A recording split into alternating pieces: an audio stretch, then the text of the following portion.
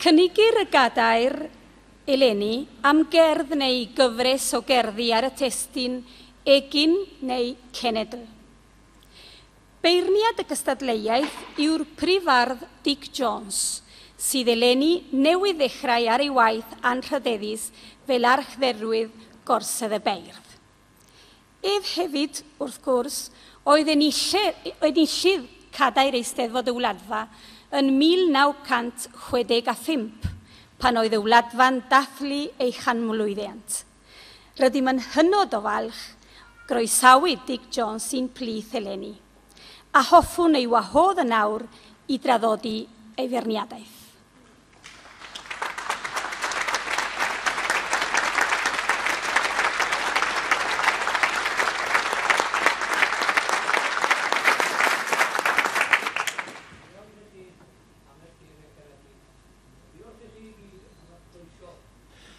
Rwy'n siŵr byddai'n genad i ddwy'n dymuniadau gorau gorsedd y beirdd yng Nghymru i'ch eisteddfod chi am flynyddoedd lawer i ddod, gobeithio.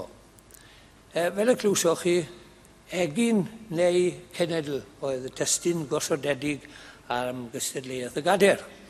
Ac fe ddaeth 5 i'r gystadleuaeth, ac fe fyddwn ni yn ystyried cadeirio 3 ohonyn nhw.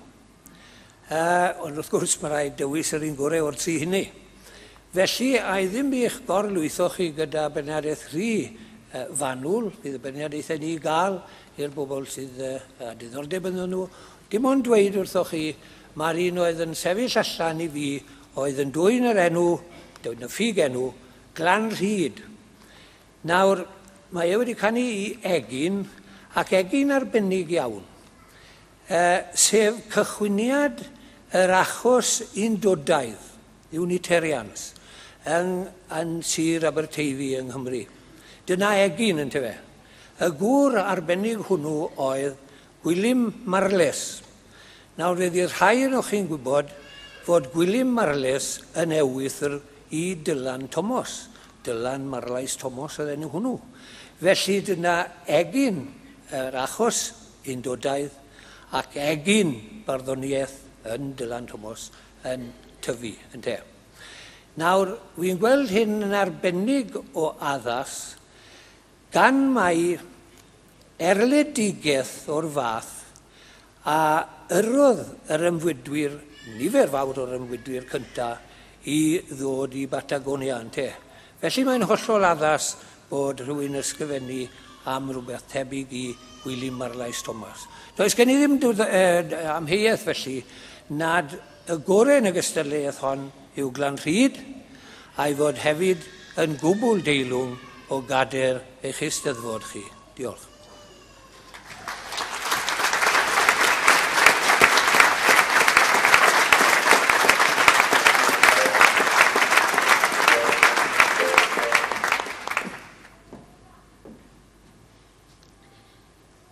Ar alwad y ffanffer, rwy'n galw ar GLANRHYD a GLANRHYD yn unig i sefyll.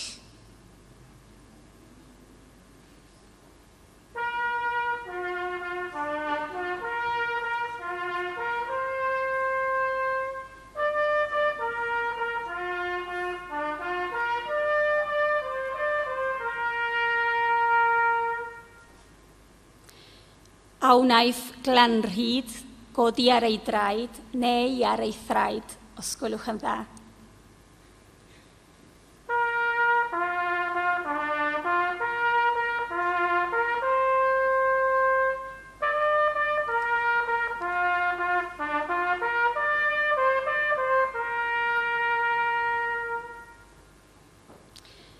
Ac am y tro olaf, os yw GLANRHYD yn bresennol yn y neuadd, a wnaeth ef neu hi sefyll, os gwelwch yn dda.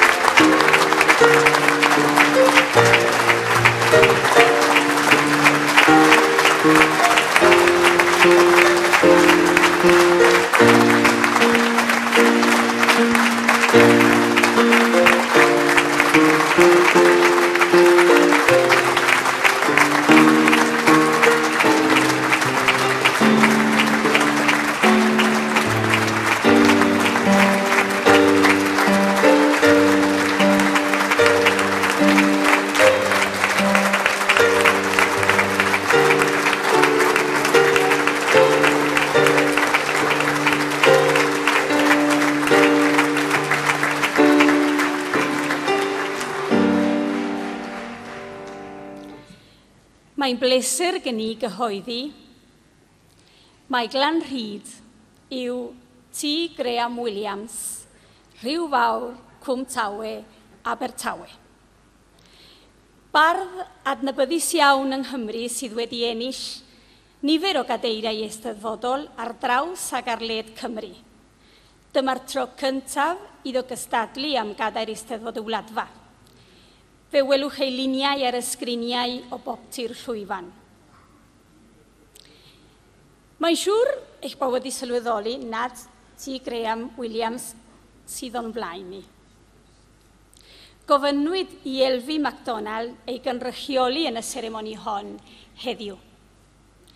Ac yn eironig digon, gadeirwyd Elfi yn 1972 a 1973, ond nid oedd o'n bresennol yn naill dro na'r llall. Bydd yn cael y cyfle i gael y brofiad rhywun.